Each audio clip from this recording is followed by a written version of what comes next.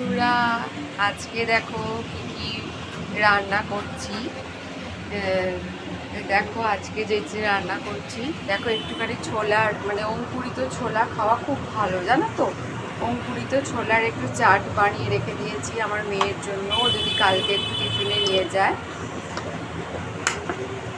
এবার দেখো মাছ দিয়ে এখানে আলু পটলের তরকারি রান্না করেছি। আর এখানে ও কালকে সকালবেলায় যদি এটা উত্তাপামটা খেয়ে যায় বলে এই জন্য এখানে উত্তাপাম করছি। আবার টিফিনেও যদি নিয়ে যায় বলতে পারা যাচ্ছে না, এখন ওর মর্জি। আর করেছি রুটি, রুটিটা তো কমন করতেই হবে। এইগুলো সব রান্না করেছি। আর এখানে তো এই ব্যাটারটা বানিয়ে রাখা আছে উত্তাপামে, তাই এগুলো করেছি। আজকে হচ্ছে এটাই আমার মেনু। আর মানে আরও কিছু করার ইচ্ছা ছিল, অনেকদিন কেক বানানো হয়নি যেমন, হ্যাঁ, তা কেকটা বানানোর ইচ্ছা ছিল।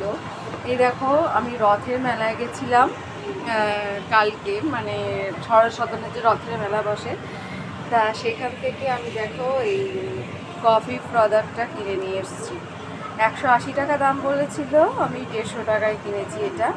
দেখো এটা খুব ভালো জিনিস, দেখো তোমাদের সঙ্গে শেয়ার করলাম এটা।